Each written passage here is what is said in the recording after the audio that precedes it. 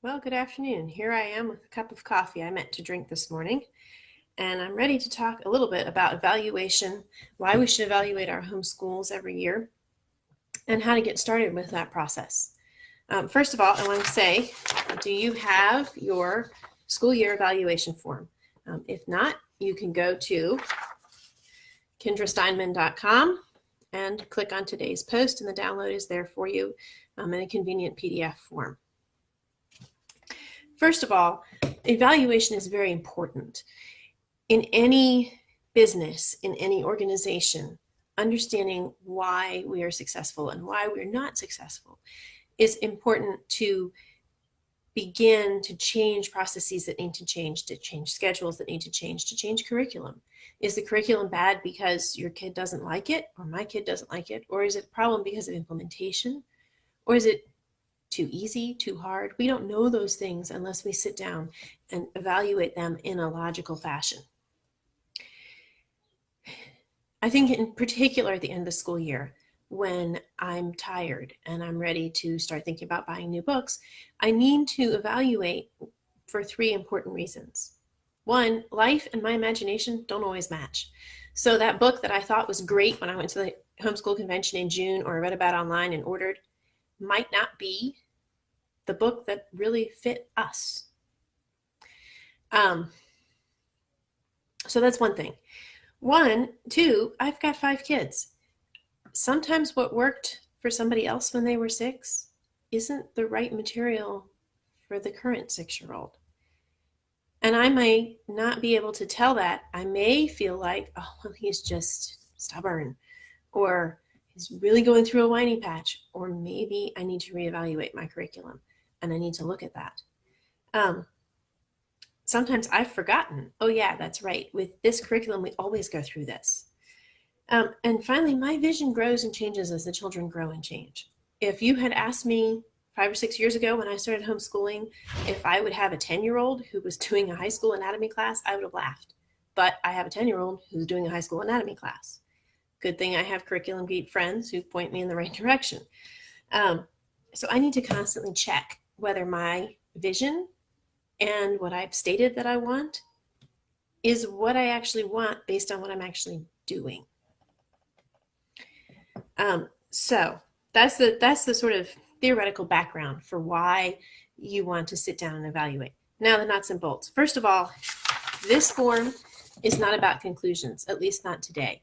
If you follow through with the live broadcasts and the posts throughout the week, we will get to some conclusions, or at least some ideas of how to draw conclusions. But for right now, all we're doing is collecting data. So, child's name, school year. If you're in a state where they require you to turn in a progress report, this is part of the information you gather for your progress report. And then subjects, just listed. And then finally, very short versions of what you think did and did not work. So I started this morning with my 11-year-old. I wrote down math. Well, what's been working in a bullet point fashion? Beast Academy for him has been perfect.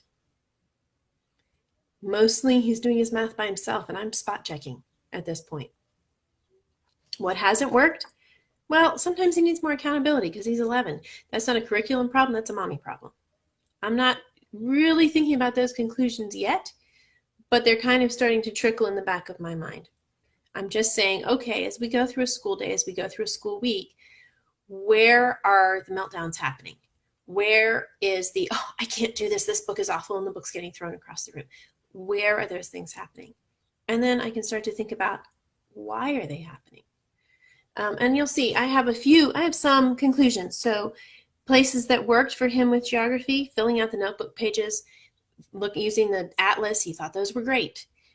Anything that required coloring or drawing was a struggle, and he didn't do as much of that as I would have liked to have seen. Labeling was really hard. In fact, we had to compromise on, he's not going to write out the names of the states, he's just going to learn the abbreviations because spelling is a struggle for him. And so on as I went through each of his subjects. And I'll cover science and Latin and French and those things. I wanted to also show you the way that I do this for a younger child. So for my 6-year-old, Jack, it was his Learn to Read year this year. I write his name, 2017-2018 school year, reading. His reading program, he is reading. He needs more practice.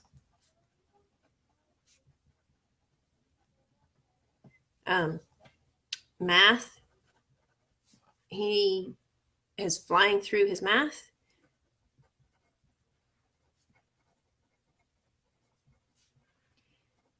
But we didn't spend as much time with manipulatives as we probably could and should.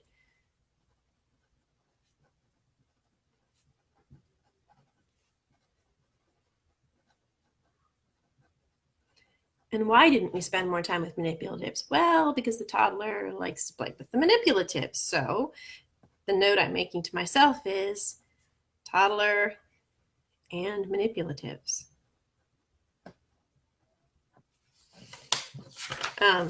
So his sheet begins to look like this. And as you can see, it's very, very simple. I don't want at this point to put in a whole lot of, well, why did this happen? And what was that week like? And all of those kinds of things. I'm trying to boil down each child's school experience in the past year to a few bullet points, because that's the first step to getting my hands on, okay, what did we do? What should we do? What should we change? If I'm going to teach this subject to everybody next year, what's that going to look like? Who needs an accommodation? Who needs to step up their game? But I can't answer that yet. I have to first figure out where I am and where each of them is. And I'm actually this year going to have my 3 oldest children fill out their own school year evaluation in addition to mine. What did they think worked? What did they think not worked? Didn't work. Gracious. Teach grammar. Why? Because they are old enough at 10, 11, and 8 to start to own their education. And so I want to know from them what worked, and I want to teach them the skill of evaluation. So frequently I talk to parents who are homeschoolers or not even homeschoolers, and they say, oh, my child struggles with such and such. And before we can get to the why, we have to spend a lot of time saying, okay, so you have a feeling that your child is having trouble with reading. You have a feeling your child is having trouble with math. Is it a computation problem? They don't know their facts. Is it a comprehension problem? They don't understand what's going on. I have one, a friend of Mouse's, and she doesn't have trouble with computation. She doesn't have trouble with comprehension. But when she's in class, she does, because she processes language slowly. So the class goes faster than she can comprehend it as a spoken class. But without sitting down and thinking through the pieces, there's no way to tell that other than, oh, she's failing math. And we owe it to our children to give them an education that builds their strengths and strengthens their weaknesses and helps them to recognize their strengths and weaknesses, so that when they're 25 and they've gone to college or whatever, and they have a job, and they look at their job and they say, they get an evaluation from an employer, and their employer says, you need to work on this and you need to stop talking in paragraphs. They have some idea of which parts of their personality they need to work on in this job, and they have some idea of how to go about it. I will be doing, let's see, today is Thursday. I'll be doing another Facebook Live on the next step of evaluation tomorrow. Probably at about 2 o'clock. Thank you.